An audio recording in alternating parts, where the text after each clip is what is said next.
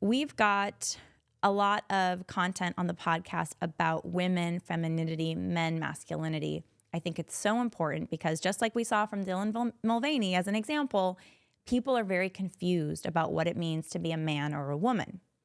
According to Dylan Mulvaney, being a girl means dressing with pigtails, skimpy clothes, and over drinking and over shopping, right? And wearing long nails. Like that's femininity. And according to some in our culture, masculinity, like the extreme Andrew Tate version of it, is this machismo where you're non-monogamous, you don't settle down, you are a playboy, you just get really rich and powerful, right? So there are these extremes. Let's watch the clip of what Harrison Butker, the Kansas City Chiefs star, said to an audience of students graduating from Benedictine College. So he gave this commencement speech. This video of his speech went viral. Millions of people have watched it now. There's ongoing debate and controversy about his comments, especially some of his comments about women. Now, context is important. He's speaking to a Catholic audience at a very, you could call it conservative Catholic college. By the way, I love Benedictine College. I love the president, Stephen Minnis. I think they're an amazing school. Some of our folks over at Life Action graduated from Benedictine, so this is close to home. And let's see what caused all the uproar from Harrison Butker.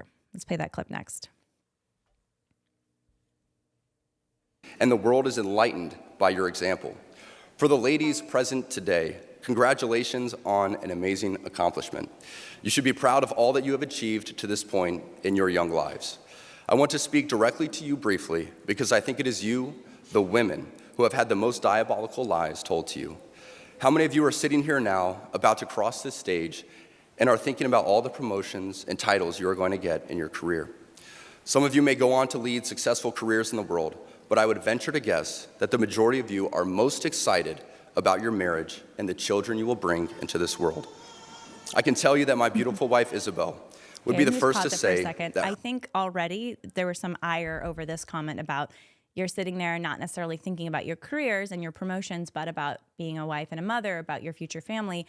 And I can tell you with confidence, that's completely true.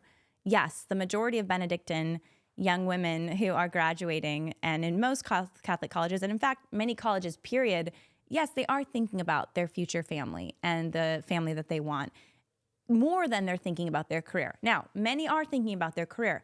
And that's not a problem. I mean, Harrison Butker never says that's a problem, actually, in his speech. That's one of the things he doesn't say. He never says it's a problem for a woman to want or have a career. He does not say that. Let's see what he does say next. Her life truly started when she began living her vocation as a wife and as a mother. I'm on this stage today and able to be the man I am because I have a wife who leans into her vocation. I'm beyond blessed with the many talents God has given me, but it cannot be overstated that all of my success is made possible because a girl I met in band class back in middle school would convert to the faith, become my wife, and embrace one of the most important titles of all, homemaker. All right, we can pause it here. There's a big uproarious applause for Harrison after he says that. There was an event last weekend that Harrison spoke at, the first public event since he gave this commencement speech a couple weeks ago, and he doubled down on his statements because he got a lot of blowback. He had a lot of folks just lambasting him for how dare he demean women, put women down, say that women should just be homemakers. Even the sisters, I think the Benedictine sisters who are associated with Benedictine College, issued a statement saying that this is not the case for all women. We do not agree with Harrison Butker's statements. Some women are not called to be homemakers or even biological mothers. They're called to be sisters or religious, consecrated celibates. So there's that statement. So he was even getting some friendly fire.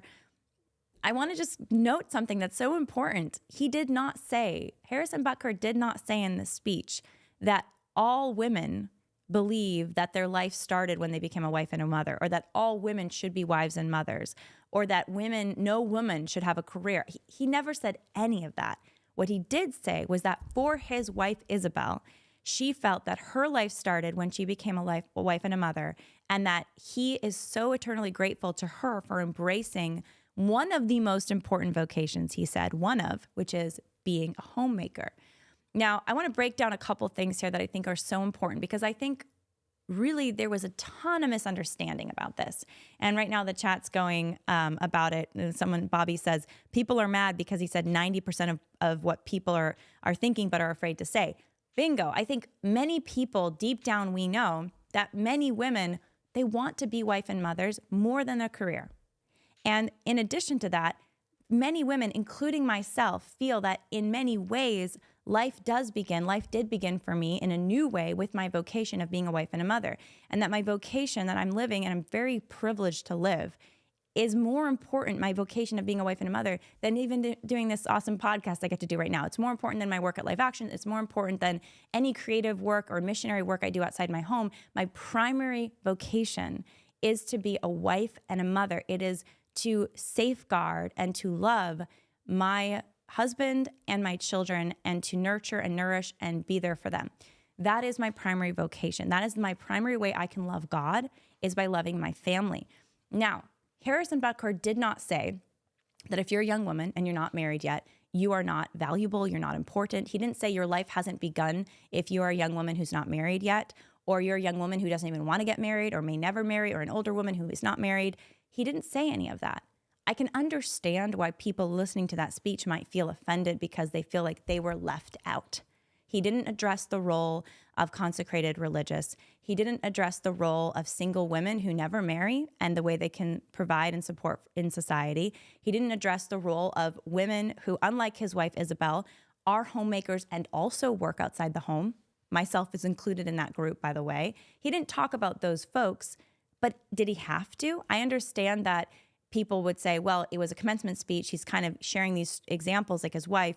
He should know that people would feel left out. Maybe I can kind of see the argument that maybe he could have said more about their other roles too. But I think he was trying to show appreciation for his wife and for the women who choose that path of focusing almost exclusively their attention on their home and on their community.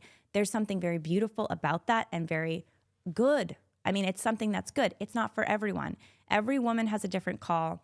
Every man has a different call for how they'll live out their individual talents and where God may be prompting them in their life.